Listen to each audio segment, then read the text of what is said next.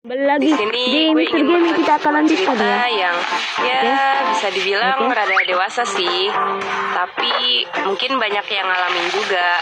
Bahkan adik SMP dan SMA juga mengalaminya. Jadi beberapa tahun yang lalu, gue adalah seorang maba di sebuah universitas di Jakarta. Ya namanya juga maba, pasti pengennya kelihatan menonjol dari yang lain. Maksudnya menonjol tuh pengen kelihatan cemerlang di akademis ya. Akademis. Pasti juga kadang habis ikut kegiatan UKM dan organisasi. Salah satunya ya olahraga. Gue mutusin untuk gabung di UKM basket. Mungkin ini adalah jalan ninjaku. Nah, dari UKM basket inilah gue bisa kenal dengan seorang kakak tingkat. Namanya Kak Reza. Kating yang satu ini orangnya emang cerewet. Bacotnya ngelebihin Eminem nge-rap waktu kepedesan. Tapi gue akuin karisma dan perhatiannya bisa bikin orang di deketnya jadi happy. Lepek-lepek kayak ikan ketilep di ketek. Termasuk gue Aduh, sorry kepencet. By the way, gue tipikal orang yang agak introvert gitu, jadi agak pendiam dan kurang gaul. Jadi kalau ada lawan jenis yang merhatiin gue dikit aja, gue bisa GR loh. Itulah yang gue rasain dari perhatian Kak Reza akhir-akhir ini. Hal itulah yang bikin gue makin akrab sama dia. Apalagi setiap ada acara UKM, kita selalu satu divisi. Modusnya tuh ada aja, kayak minta ditemenin buat survei lah, terus minta gue buat bungkus-bungkus barang lah. Bahkan kalau kelar ngampus, sesekali gue diantar pulang sambil makan nasi goreng di dekat kampus. Setelah itu gue ngeberanin diri untuk memulai chat duluan ke Kak Reza. Awalnya sih cuma tanya seputar kampus. Lama-lama pembicaraan kita makin receh. Gue lagi ngerasa seneng-senengnya sama semua ini. Tapi di lain sisi gue ngerasa ada yang ganjel sama perasaan ini. Tapi gue gak mau ngebicarain ini sama Kak Reza. Ya gak mungkin lah gue ngomong suka duluan sama Kak Reza. Pas kelar latihan basket, Kak Reza nyamperin gue gitu. Dalam hati gue seneng banget. Dia nawarin gue minuman sambil duduk di sebelah gue. Keadaan sekitar sih udah mulai sepi. Banyak yang langsung cabut ke kantin buat ngaso. Gak ada angin, gak ada hujan. Mendadak Kak Reza natap mata gue dalam dan melontarkan sefruit pertanyaan. Arin, lu suka sama gue ya? Hah? Nggak salah denger nih gue. Asli gue panik banget sampai gelagapan jawabnya. Pengen gue tahan tapi takut kependem. Lama-lama malah makin sakit. Ya udah, akhirnya gue ngakuin perasaan yang gue pendem ke Kak Reza selama ini. Tapi ada hal yang buat gue sakit hati. Tanpa dosa, Kak Reza cuma bilang, lu tuh udah gue anggap kayak... Hai, nama gue Dita. Gue masih kelas 2 SMA dan tinggal di daerah Bogor. Umur gue 17 tahun. Oh iya, kebetulan hari ini sekolah selesainya cepet, gak kayak biasanya. Soalnya guru-guru pada ngadain rapat. Yang pasti gue gak langsung balik deh, mau jalan-jalan dulu. Oh iya, berhubung gue gak punya motor, jadi kalau balik dari sekolah, gue sering nebeng sama temen gue. Namanya Muhammad Rizky Jailani, biasa dipanggil Jalu. Motornya Astrea Grand gitu. Asli, jadul banget tuh motor. Sampai kalau lagi dibawa ngebut, rasanya mesinnya kayak mau lepas semua. Karena balik cepet, hari ini gue berencana main ke tempat Jalu dulu, barengan sama anak-anak yang lain. Rumahnya Jalu gak jauh dari sekolah, makanya sering dijadiin base camp sama anak-anak. Nah, akhirnya sampai juga nih di rumah Jalu. Di sana udah banyak anak-anak lain yang datang duluan. Kebanyakan sih cowok. Ya, kalau ada cewek pasti cabe-cabean. Maksud gue tomboy. Berhubung rumah Jalu kecil, jadi kita biasanya nongkrong di pos ronda di samping rumahnya. Di situ kita leluasa buat ngapain aja. Dari cerita guru genit, gebetan, ngomong jorok, mabar Free Fire, Mobile Legend, macem-macem deh. Saking asiknya nongkrong, pas gue lihat jam, udah jam 8 aja. Bisa kena omel nyokap nih gue. Gue langsung aja minta izin cabut duluan ke anak-anak. Pas mau balik, si Jalu nawarin gue buat nganterin pulang. Soalnya dia tahu kalau rumah gue tuh lumayan jauh. Cuma sebagai teman yang baik, gue nggak mau dong nyusahin dia. Kan kasihan bolak-balik kayak bola bekel. Pengertian kan gue. Tapi gue minta tolong dianterin sampai depan aja. Dan minjem duit dia buat ongkos naik angkot. Hehehe. Nggak berselang lama, gue sampai di jalan raya. Oke. Nah, pas ada tuh angkot lagi ngetem, gue langsung cus. Oh iya, Langsung buat nyampe pergi. ke rumah gue, abis turun dari angkot, gue harus jalan lagi ke dalam sekitar 200 meter. Waduh. Nah, itu dia gang rumah gue. Bang, hai. Padua. Oh iya, kita Nam- cari Padua. Di mana dia Paduanya? Ntar, tak carikan ya. Gak ada guys. Coba ini ya. Coba yang ini. Coba ini ya. Gak tahu kenapa kadang gue ngerasa suka ketawa sendiri. Salah. Ini baru betul. Sebelumnya gue mau ngenalin diri gue dulu. Oke. Nama gue Egi. Eits, tapi bukan pemain bola ya. Bukan. Tapi kalau bola bekel, gue jago. Gue lahir dan besar di Jakarta. By the way, sekedar cuap-cuap, umur gue sekarang 18 tahun. Dan gue anak ketiga dari 4 bersaudara. 3 anak laki-laki dan 1 perempuan yang paling bontot. Oke. Abang gue yang pertama masih kuliah di Jakarta. Waduh. Terus abang gue yang kedua udah kerja. Oke. Lalu kalau adik gue sekarang mondok di Bogor. Mantap. Sedangkan gue baru aja mulai kuliah di Jogja. Di Biasa sini aja. gue mau cerita sedikit tentang kehidupan gue. Oke. Mungkin bisa dijadiin pelajaran hidup juga buat kalian. Hmm. Bisa dibilang gue hidup dari keluarga yang broken home. Tapi Oke. gue gak mau disebut kalau gue anak broken home. Soalnya agak gak enak didengar gitu. Waduh. Mungkin dulu gue mikir kalau perceraian ortu gue itu ya hal biasa aja. Waduh. Ternyata itu salah dan dampaknya Salah. besar banget loh. Dulu sebelum keluarga gue bercerai, hidup gue bisa dibilang berkecukupan. Makan cukup, minum cukup, asal nggak seret di tenggorokan aja. Kalau gue mau sesuatu, tinggal bilang susah. Canda. Canda. Biar nggak tegang-tegang amat kayak peserta PNS. Bahkan hampir tiap bulan tuh, keluarga gue bisa jalan-jalan sampai 2 atau 3 kali. Pokoknya hidup gue masih adem ayem. Tapi gue akuin kekurangannya ya keluarga gue emang jauh dari kata agama. Dan sampai suatu ketika gue sama abang-abang gue lihat nyokap dan bokap gue berantem hebat gara-gara kelakuan bokap gue yang emang di luar nalar. Oke. Tapi jangan bayangin bokap gue yang aneh-aneh ya. Semua barang melayang, barang-barang pada pecah dan membuat sisi rumah pada panik. Bokap gue makin gak kontrol. Semua barang di dekatnya dihancurin. Kita di situ cuma bisa diem dan ngeliat apa yang dilakuin sama bokap. Kalau ada yang bertanya, kenapa gue dan abang-abang gue cuma bisa diem? Ya karena pas saat itu kita masih kecil dan polos gitu. Anak SD ingusan kayak kita yang kecil aja masih lomba jauh-jauhan, tahu apa masalah orang tua? Makan gak habis aja dikata nasinya nangis. Terus kita iya ya baik. Semenjak saat itu nyokap dan bokap gue jadi sering berantem dan perekonomian mulai memburuk. Sampai suatu saat rumah, mobil, kontrakan dan usaha-usaha kita habis terjual.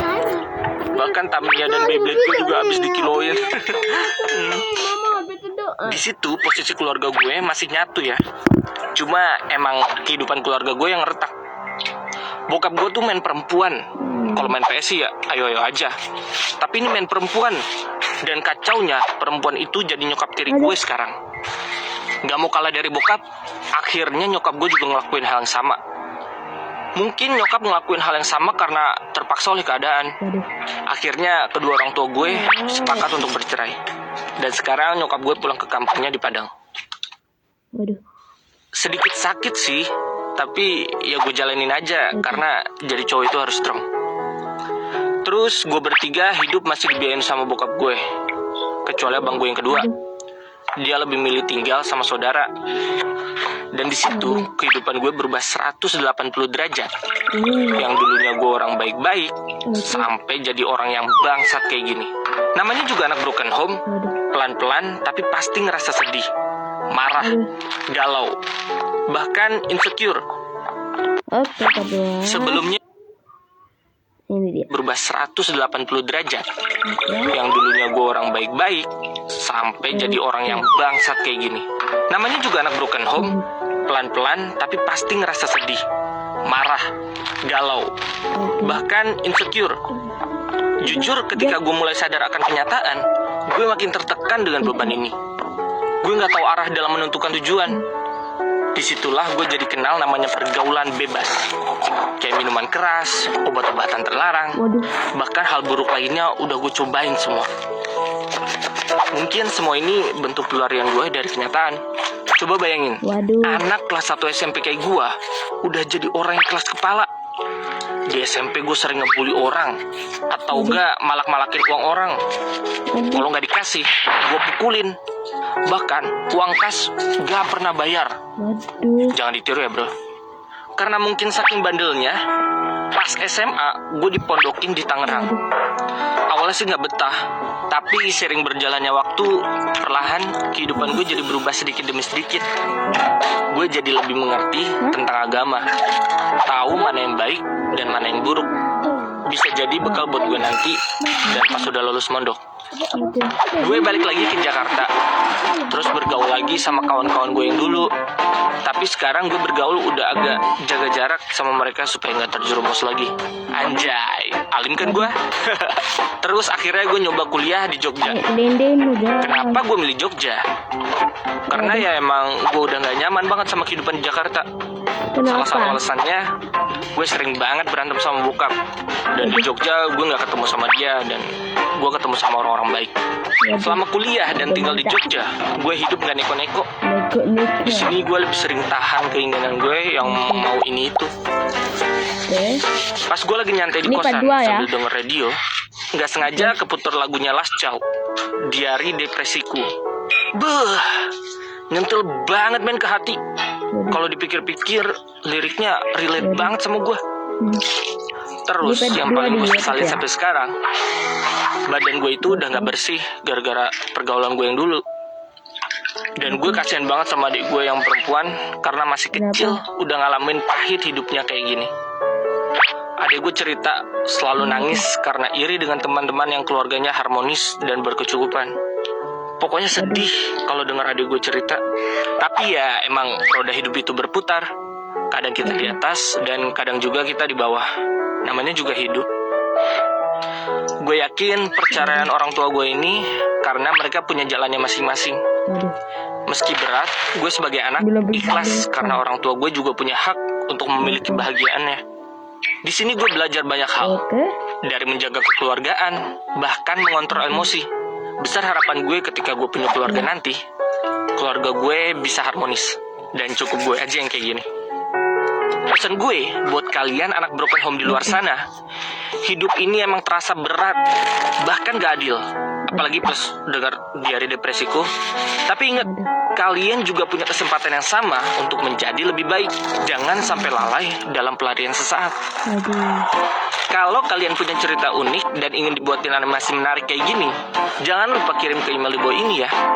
Oh iya, jangan lupa klik tombol like, share, komen, dan Gak tahu kenapa kadang gue ngerasa suka ketawa sendiri kalau inget sama yang dulu-dulu. Kayak geli-geli gimana gitu. Bahkan hati kecil gue berkata, seriusan nih gue yang ngalamin. Sebenarnya ini cerita yang panjang dan berarti dalam hidup gue. Dan gak semudah itu juga buat gue lupain. So, biar jelas itu apa, enaknya gue kenalin diri dulu kali ya. Nama gue Mawar. Sekarang gue masih jadi mahasiswa jurusan pariwisata di sebuah kampus di Pulau Dewata. Dewata Bali. Berhubung rumah gue jauh di Jakarta, jadi gue di sini ngontrak bareng sama ketiga teman gue. Ada Sandra yang super eksotis selalu hot di mata para fuckboy. Terus ada Melan, cewek imut kinyis-kinyis berkacamata yang wadidaw. And then ada Bella, si anggun yang senyumannya adem, bawaannya pengen menafkahi. Kalau gue mah apa tuh? Nah, gue inget waktu kelas 1 SD gue pernah digodain gitu sama satu anak cowok. Namanya Raffi. Dia juga anak kelas 1 kayak gue. Jujur, awalnya sih gue cuek-cuek aja, alias bodo amat lah sama si kupret. Tapi nggak tahu kenapa lama-lama dia kok demen banget ya godain gue. Oke. Pernah tuh pas lagi istirahat, Apa? gue sengaja makan bekal di playground. Oke. Bekal buatan nyokap emang the best lah. The best. Si Raffi tiba-tiba lari ke arah gue, Datang. terus teriak gini di depan komuk gue. Mawar, besok kita nikah ya. Aduh. Buset deh, gue waktu itu sampai kesel saking kagetnya sama kelakuan tuh anak. Sumpah deh, gue udah gak lucu lagi. Ini sih super duper nyebelin. Oke. Bayangin woi, Duh, bocil kenapa? ingusan kelas 1 SD udah ngajak nikah. Ada, nimanya ngempanin dia sinetron mulu kali ya. Semenjak itu hari-hari gue di sekolahan selalu dibayang-bayangi oleh Raffi. Naik ke kelas 3, kelakuan dia makin gak jelas. Dia pernah ngajak gue jalan dan ngajak nonton ke bioskop. Waduh. Tapi gue tolak dengan baik-baik. Ya secara masih bocah anjing. Gila aja asal nyelonong baik. Penolakan demi penolakan gak buat Raffi nyerah. Bahkan dia sampai caper dengan cara ngumpetin barang-barang gue. Asal kalian tahu, sebenarnya rumah kita tuh deketan. Dan kita satu gereja. Jadi orang tua kita sebenarnya deket banget. Tapi itu gak berlaku buat gue dan Raffi. Waduh. Naik ke kelas 5 gue pernah dapat surat di kolong meja. Kenapa? Pas gue baca tulisannya kayak gini. Mawar, kamu mau jadi pacar aku nggak? Aku janji bakalan setia. Kalau kamu mau, Waduh. gambar hati atau love yang gede di kertas ini. Kalau kamu nggak mau, tulis apa aja di kertas ini. Waduh. Wah, gue langsung auto tahu nih surat dari siapa. Kalau bukan dari Raffi, siapa lagi? Akhirnya tanpa dosa gue gambar jari tengah yang gede banget di suratnya. Habis itu diam-diam gue taruh tuh di kolong mejanya. Katanya sih dia marah-marah gitu pas lihat balasan ngehe dari gue. Jalan gak sih? Pas gue kelas 6 tuh lagi zamannya HP BlackBerry. Semuanya pada tukar-tukaran pin BB. Nah, Oke. hampir semua anak punya BlackBerry, termasuk gue. Oke ya. Soalnya ini masalah gengsi. Gengsi. Gak semua orang bisa dapetin pin BBM gue. Kenapa? Ini pin gue jaga bener-bener. Secara gue takut Oke. kalau ada bocah yang ngasih nih pin ke Raffi. Bisa berabe ntar. Nah pas malam-malam lagi ngerjain PR tiba-tiba ada notif orang yang add pin BBM gue. Ya gue sih asal ACC aja. Ternyata itu si Raffi. Awalnya gue cuek, tapi ya di lain sisi sih penasaran. Kenapa? Nggak taunya kita malah keasikan chattingan sampai pagi. Dari situ gue mulai sadar, Waduh. berjuangin perasaan ke seorang yang disayang tanpa ada balasan itu sakit, capek banget. Makanya gue berusaha buka hati buat dia. Singkat cerita kita udah SMP. Gue sama Raffi masih satu sekolahan di bawah naungan yayasan yang sama. Waduh. Bahkan hal waduh. ini berlangsung sampai Waduh. SMA. So, kebayangkan apa yang gue rasain? Rasa itu Oke. semakin tumbuh subur. Subur, waktumu sudah habis. Demi Tuhan. Candai lah. So, setelah sekian lama gue menjalani hari-hari dengan Raffi. Kita pun akhirnya memutuskan untuk pacaran waktu kelas 1 SMA. Waduh. Semuanya berjalan lancar, indah kayak di dongeng-dongeng. Oke, Gak tahu sampai kenapa sini kadang dulu gue ya. ngerasa suka ketawa Dadah. sendiri kalau inget sama yang dulu-dulu.